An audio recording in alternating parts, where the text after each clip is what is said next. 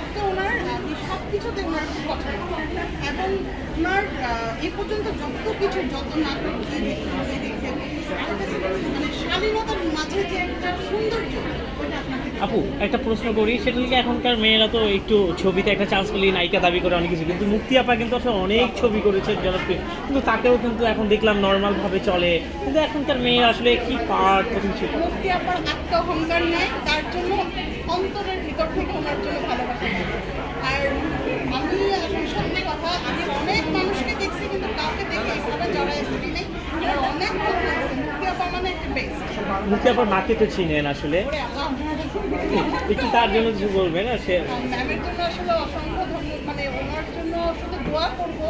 আর উনি আমাদেরকে হাসিয়েছে, কাঁদিয়েছে, ওনার কাছে মানে আমরা অনেক কিছু শিখেছি, ছোটোবেলা থেকে অনেক কিছু শিখেছি। ম্যামকে দেখলাম কিছুদিন আগে অসুস্থ, তো আল্লাহর কাছে দোয়া করি ম্যাম অনেক ভালো থাকুন, সুস্থ থাকুন। তাকে অনেকে ইন্ডাস্ট্রির মা বলে, মানে অবশ্যই মা, অবশ্যই মা, মানে ওনার মতো এখন পর্যন্ত কেউ দাঁড়াইতেই পারে নাই, ঠিক আছে? ওই ম্যামের মতো এখন পর্যন্ত ইন্ডাস্ট্রিতে কেউ নেই আর আসবেও না। আল্লাহ ওনাকে হায়াত দারাজ করুন, সুস্থ থাকুন, আমাদের মাঝে থাকুন।